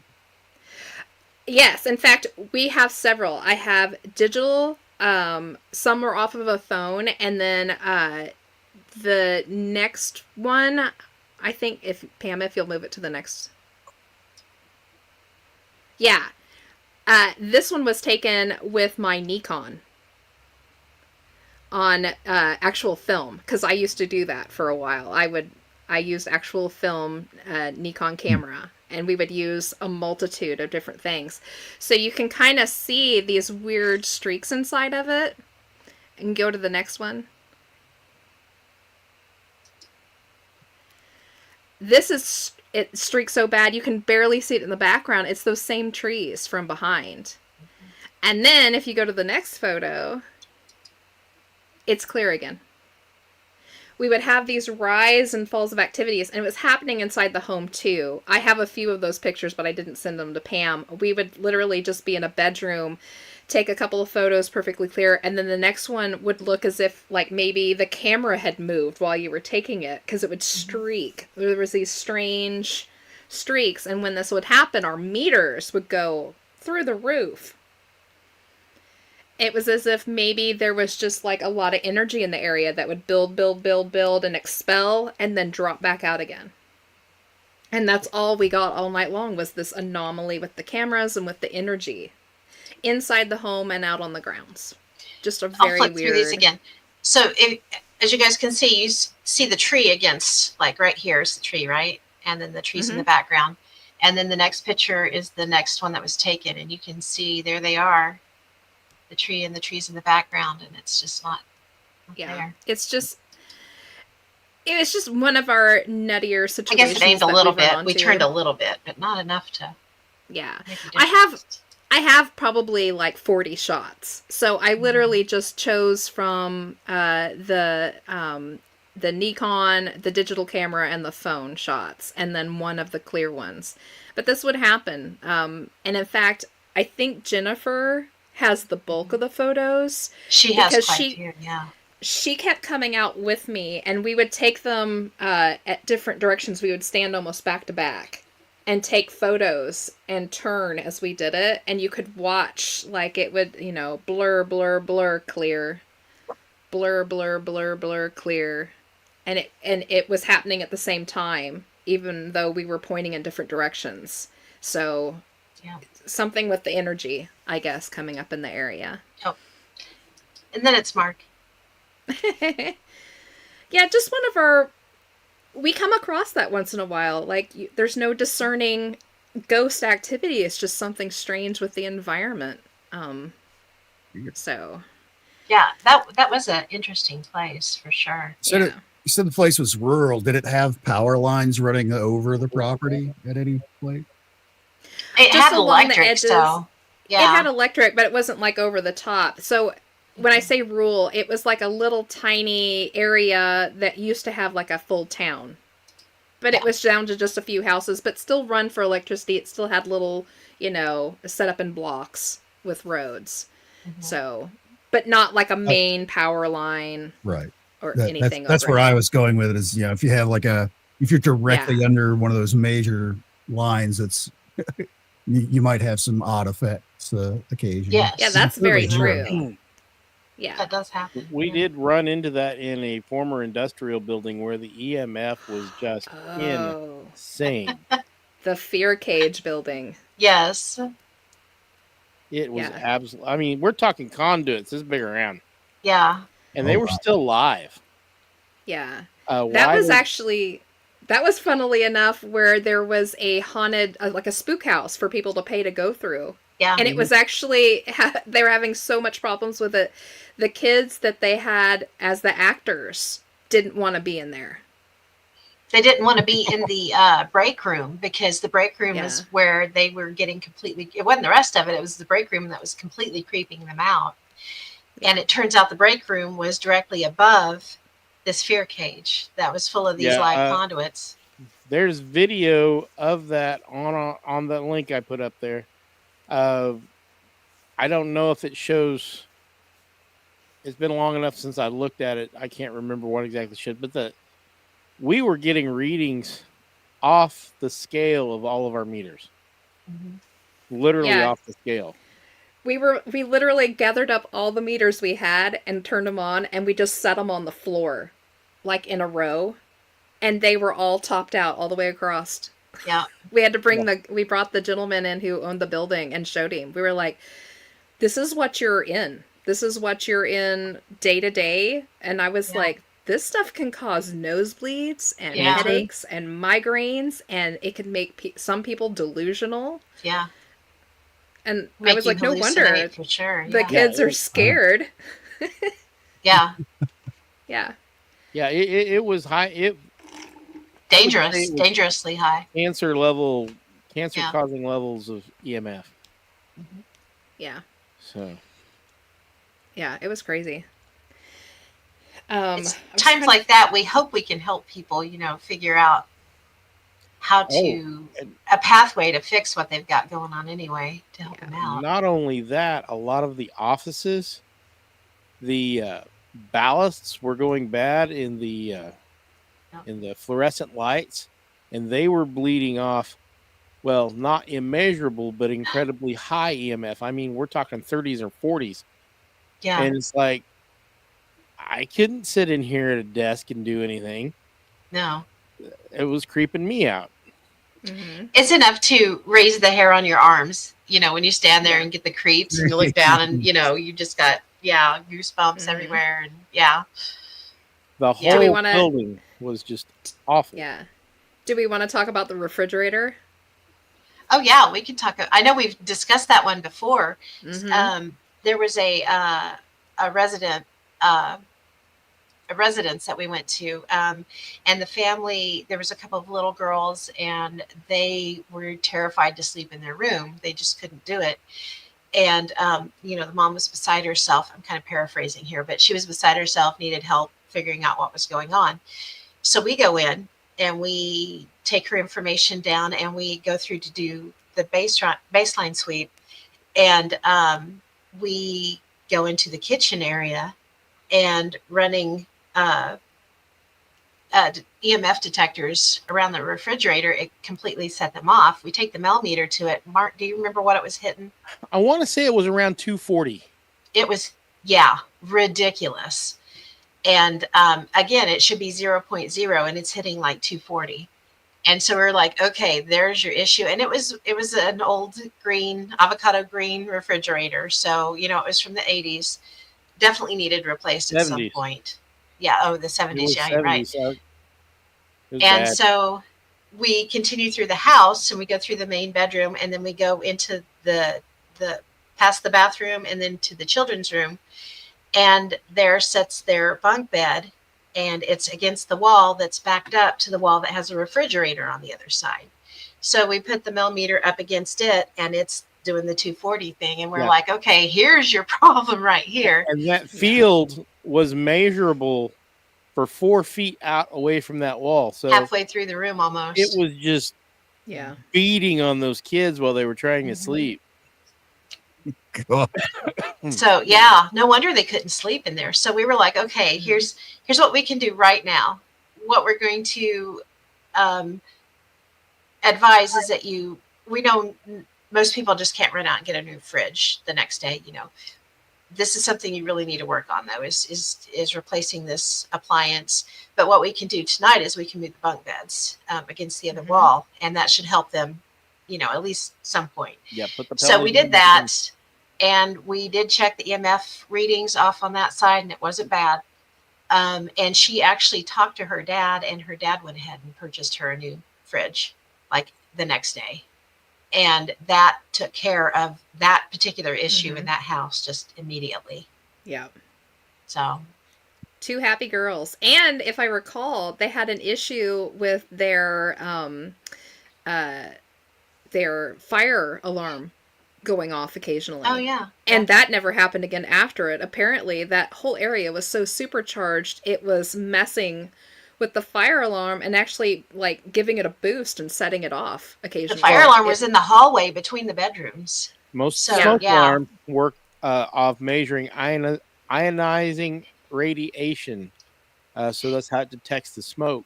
So I would assume that enough EMF would either create enough ionization in the air or mess with the sensor. Yeah, super So boosted the batteries or something. But yeah, that stopped happening too. They quit having problems with that afterwards. So yeah, I'm going to pop this crazy up. stuff. Ian said the problem with this is back to the other when we were talking about the Mm-hmm. photos. Problem with using on-camera flash is the flash doesn't always fully recharge before the next exposure. Can lead to blurry, odd exposures. Former press photographer here. That's very cool. It's good information Interesting. too. Good to Yeah. note. Yeah. well, Thank and you. that's We will why certainly keep that studios in mind.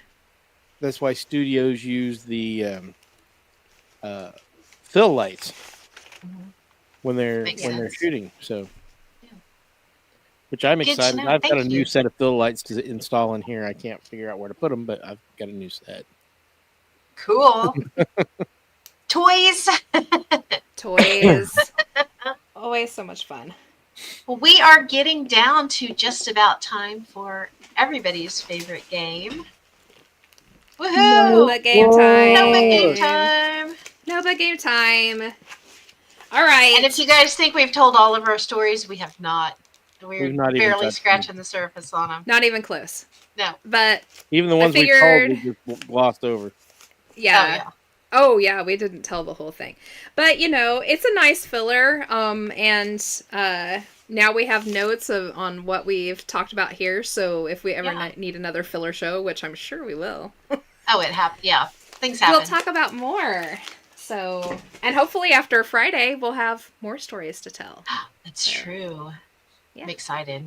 We're excited, to Tony. haze the boys. Oh wait. So Well, you're not supposed to say that when they're here, Mark. Damn it! I'll have to put it off till the next time.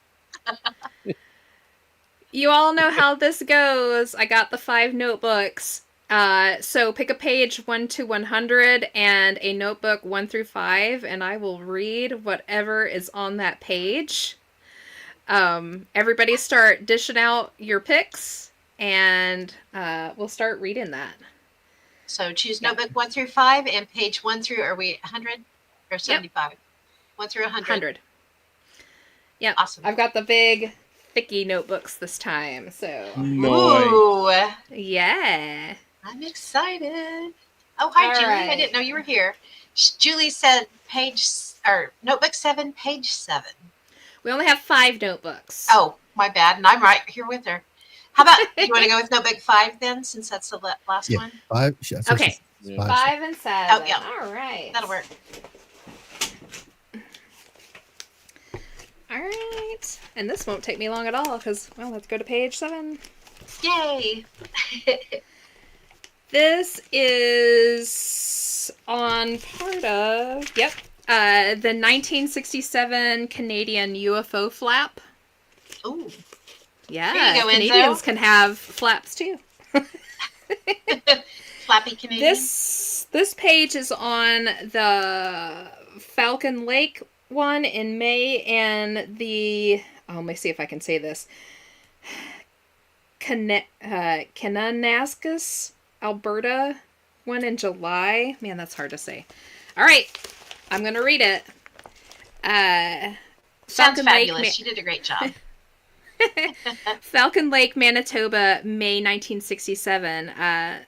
Stephen McCalloch was an amateur geologist and was prospecting in the wilderness east of Winnipeg and encountered a silver saucer-shaped craft about 33 feet wide and 13 feet high, grounded in the forest. He touched the craft, bad idea, which burnt the fingertips of his gloves. It suddenly shot out a burst of condensed air, scorching his shirt, hat, and skin before quickly rotating and zooming away. He was later treated for burns and inexplicable reoccurring blackouts. The RCMP, which is the Royal Canadian Mounted Police, for anybody that doesn't know, discovered a barren 15-foot circle containing radioactive soil in the same location. just on a little side note, that is often what they find in crop circles. So we're looking at almost a crop circle kind of situation too. The next one, the Kananaskis, Alberta one, happened July 1967. And this one is a big one. I think it goes over, yeah. I'll go over on to the next page a little bit because it's super interesting. Warren Smith, who was a journalist and author, was out with two friends hiking when they spotted a shiny disc swiftly rising and falling overhead. He took 2 photos before the object disappeared and then mailed them to the Department of National Defense. Both Canadian and American intelligence studied the photos and agreed they had seen 2 UFOs about 49 feet in diameter and 10 feet tall. The agencies added in an official report, if the story and photographs are a hoax, then it is a well-prepared one. So this one is actually super famous, and if you go and look at the photos, you're going to recognize them. It's one of the most famous UFO photos ever taken. You can go to the ufoevidence.org and look up the Calgary, Alberta photo, July 3rd, 1967. You'll recognize it when you see it. This one was one of the most studied ones also. So in notes, I have the notes from that page, from that file. Of the 35 photograph cases examined by the Condon Committee, only 2 were judged to be first priority, having potential value in establishing the existence of flying saucers. One is the Calgary case with the 2 photos. Dr. J. Allen Hynek, who subjected the original negatives to exhaustive lab tests, called the first photo the best daylight disc photograph I have personally investigated. And there's much more to it. It went through all sorts of stuff. Yeah, there it is. One of the most famous UFO photos ever taken. Wow. Yeah. That's pretty cool. Yep. Huh. Yeah. All right, what do we got next? Book 2. Next page... is Tony with book 2, page 80. Okay. Let me get through here. Ooh, it's numbered. Yay. Nice. Always I'm helpful. eventually getting there. This is on the Suicide Hotel of Colombia. In Colombia, the Hotel de Salto has more stories as one of the most haunted places on Earth, more than it has actual tenants. Turned into a museum, the hotel was designed by architect Carlos Arturo Tapias in 1923. It overlooks the, and I have no idea how to say this, Tequendama Falls. The views were said to be spectacular, but guests kept getting a little too close to the falls. Translated to Hotel of the Leap, the Hotel de Salto is full of stories of people leaping to their deaths. According to local legend, the indigenous Mizuka tribe escaped from Spanish colonizers by leaping off the cliffs some centuries before, and this is true. The name of the falls near Hotel de Salto translates to "he who precipitated downward" in the indigenous Chibcha language of the Muisca people. As the story goes, native people would leap from the falls to avoid being captured by Spanish forces, who started to conquer South America in the 1500s. Rather than meeting their demise, however, the Muisca would transform into eagles mid-fall and soar into the skies.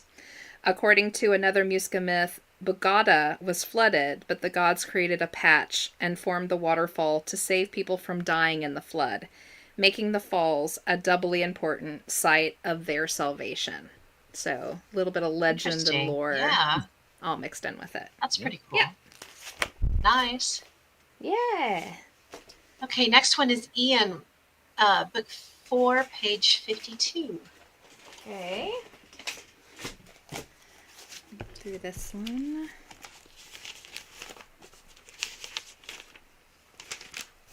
Tony said, "Cool, that was a cool one." I like it when we get the legends and with. Yeah. I can't even talk anymore. Get it with it? This is a listing. So this isn't going to have a whole lot of information with it. It's a basic listing of time slips that I've recorded out of Oklahoma. So this would be part of the research for the ley lines stuff that I've been doing. Cool. So I'll just read it. Ponca City, Oklahoma, 1971, disappearing, reappearing house. We've actually discussed that on here before, the farmhouse. Yep. Tulsa, Oklahoma, 1985. A woman, let's see here. I've got a little note to myself. DR women from 1934, Camden, New Jersey. Oh, I think I remember this one.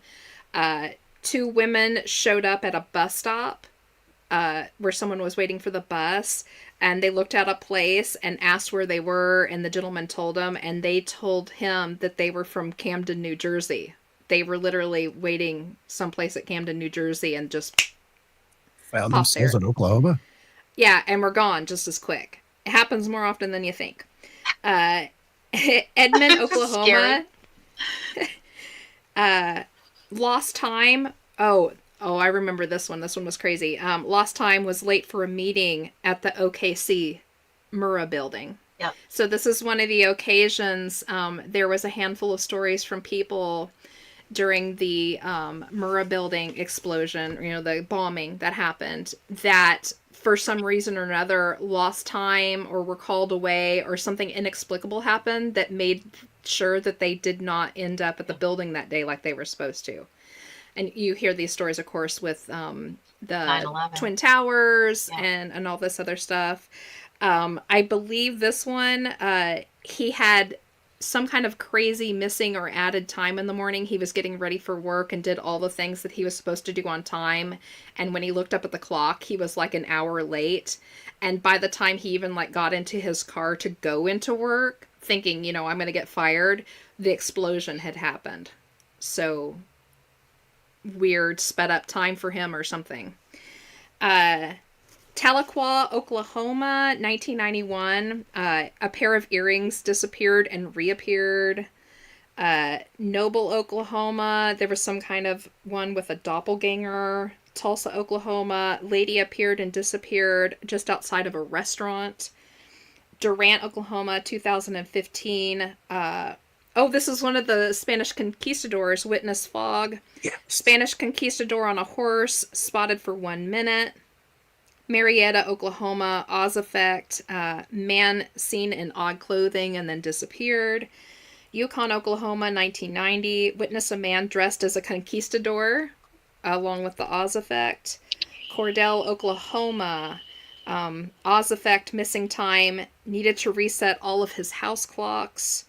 Yucca, Oklahoma. Lights at night. Woke up. And suddenly it was the next day. Jennings, Oklahoma, something appeared and disappeared. Motorcyclists appeared and disappeared. Jennings, Oklahoma, disappearing boat. Prue, Oklahoma, man appeared, asked if he was in California, and then disappeared again. Wyandotte, Oklahoma, man saved from falling in the river and then disappeared.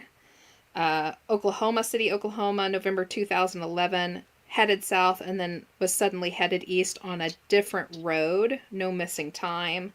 And the last one on this page is Oologah, Oklahoma. Took 3 hours to drive 13 minutes. UFO spotted in the meantime. Oh, yeah. That's missing time stuff there. Yeah. So I have listings that are just like this. I have this project that I've been working on for a while where I literally just... anytime there's a weird story, like a Bigfoot or a cryptid or a haunting, anything, I list it, and then I go and map it and see how close they fall to the ley lines. And 80% of the time it falls near a ley line. It's very thick around those areas. And that's part of these listings. Back here, I will have put a number for the entries. So I could go and look what each one of these were and find the original listings. So it's just a listing for myself. Like I said, I'll read whatever's on the page. So it's pretty cool. Ian said he'd love to hear more about that. I believe he's talking about the stories stemming from people being late or having missing time around the Oklahoma City bombing and 9/11. So we could certainly do a show on that. I'm That'd gonna be write cool. that down because we'll I forget. did. Oh, okay. All right. Do we have any others? Or We do. Sharon with book 3, page 11. okay, can do that. Okay, this is some of the out of place artifacts. Ooh, those are always It looks Some fun. of my favorites. Yes. This one, it has two on this page. So the first one is the Maine penny, Maine as in the state, Maine. Maine. Yeah, or the Goddard coin. It's also called. Mhm. It's a Norwegian silver coin dating to the reign of Olaf Kyrre, King of Norway, 1067 to 1093 AD, was discovered in Maine on August 18th, 1957 by amateur archaeologist Guy Melgren at the Goddard site in Brooklyn, Maine. Now, the Goddard site, located on Neskeg Point, the southernmost peninsula west of Mount Desert Island on the central coast of Maine, notable for the large amount of stone artifacts found, most of which were sourced at locations well removed from that area, and for the presence of copper artifacts. So this is one of those places where all the stone artifacts they're finding inside of it are stone that comes from far off places, not from the local rock. So, interesting place. Pretty cool. Sounds like ballast stones. Yeah. Could be. So the next one on this page is the London Hammer, and a lot of you might have heard of this one. It's a fairly famous one. Yeah. It was found in London, Texas in 1936, found by Max Hahn and a friend who was walking along the Red Creek near the town of London. They spotted a curious piece of loose rock with a piece of wood embedded in it. Max took it home, and 10 years later, it was broken open accidentally by his son, who dropped it, only to find that there was a full hammerhead within it. The hammer was identified as a small fine work hammer, usually used for soft metals. So, another interesting find Interesting, embedded in. And I think that rock, I can't remember how old the rock was itself, but I think it was far removed from the age of the actual hammer itself. So, another Yeah. interesting one. It's a good one. Yeah. Let's see, Chelsea, book 2, page 31. Okay. I always like the out of place artifacts. I do too. It's One a of these days, we're gonna jump back into that. Oh yeah. quick picture of the hammer there down below if you were wanting Oh. to show people. Oh. that. Thank you. I think you both got it. There we go. Yeah. That's pretty cool. Super interesting. Wild. Mm-hmm. Yeah, super crazy stuff. It is. Okay, so this doing that too, Mark. page is about the disappearing house at Bachelor Grove Cemetery. Oh, nice. Yeah. I feel a theme tonight here. It's a theme. It That's is. usually how it goes, isn't it? Okay, so Bachelor's Grove Cemetery is a cemetery in rural Chicago. For those of you who don't know, I believe it's on the west side of Chicago, kind of heading out towards the more rural area. I don't think it's as rural as it used to be. I think the city has kind of encroached on it just Swallowed a little it. bit. Yeah. I do know it's the oldest cemetery in that county, whichever county that is. Also very well known for the White Madonna, the White Lady of the Yes. cemetery. It's what it's best known for, but it has several other things happening with it. It's a little high strangeness area. So this page is on the disappearing house and a little bit on the horse and farmer ghost. So I'm just going to go read it. The disappearing house, or the phantom house, or the magic house, it has several different names, is located in the woods to the left side of the trail to the cemetery. So to get to the cemetery, it's not like right on a main street. You go down a road and there's like a little trail you walk up that goes up through this little wooded area, and then there's the gates and the cemetery. But I do know, like, directly behind the cemetery is another main road of a residential area, because it's encroached that close to the cemetery on the back side. So It sits on the left side of the trail to the cemetery. Reports are of people seeing a white, one-story Victorian-style home with a porch swing and a picket fence. Usually appears slightly transparent with a yellow-orange light in the windows. The house will actually shrink away and eventually disappear when approached. So people see this, and if they try to walk towards it, it starts getting smaller and smaller and smaller until it pops right out of existence. That's weird. Yeah. I've actually heard stories from people who have actually witnessed it firsthand. They said it actually happens. Now, there is a legend that goes along with this, which they say is completely made up. But the legend states that if you make it to the house before it disappears and enter it, you'll be taken with the house and you'll never return. So that's kind of like if you see the house, kids will try to get to it super fast because they think they can, enter the house. Never happens. The story of the house being there is actually true because there is an old foundation that sits right in that spot where the house is always sited at. Yeah. Unfortunately, there's no photos left of that original house, so you can't really, say, yeah, that's it. So also on this page is the Bachelor's Horse and Farmer, and this one dates back to 1870 when the cemetery was kind of first started. And this is actually based on a true story. I don't know if the apparitions are real.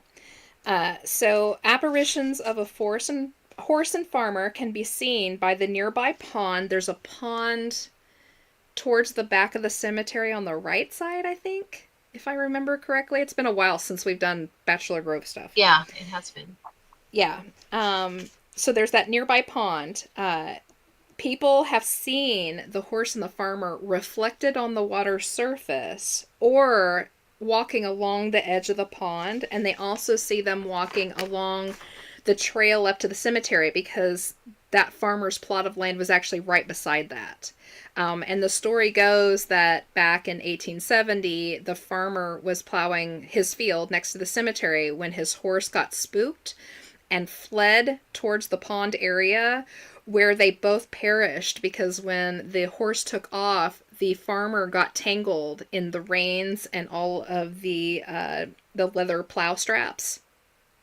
And the horse drug him, and they ended up in the pond, and they both drowned.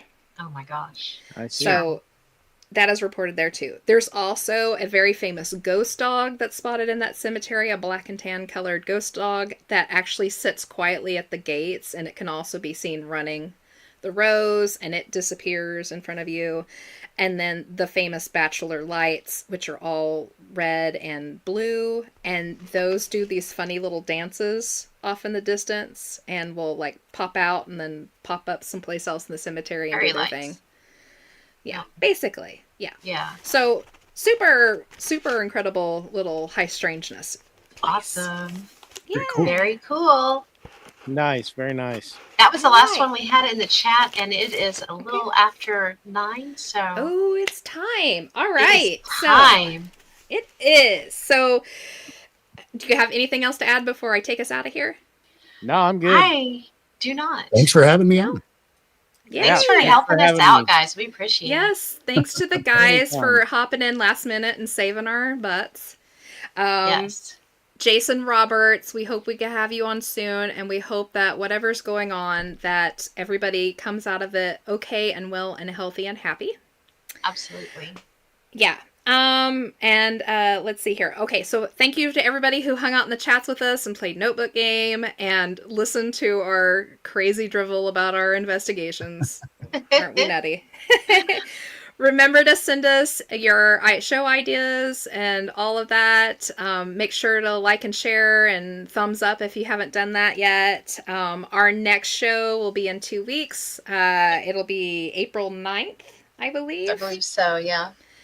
And we'll either have Robert on for his second part, or we'll move on to something else for a little while. Either way, we'll post that on Facebook so y'all know. Yep. And I think that's it, because I don't need to talk about research books being posted, because no research. We're our own research for this one. Right. Monday, join myself and the girls. We're going to be talking about do our deceased loved ones visit us in our dreams? Yes. So Yeah. that should be a very interesting episode. Yes. I have some very good personal stories that are recent. So Yeah, I it should encourage be a good everybody one. to stop by. It'll be good Yeah. for sure. Same bat time, different bat channel.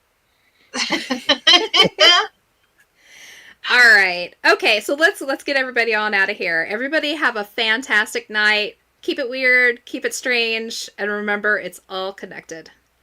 Have a good Peace night, out, everybody. Girl Scout.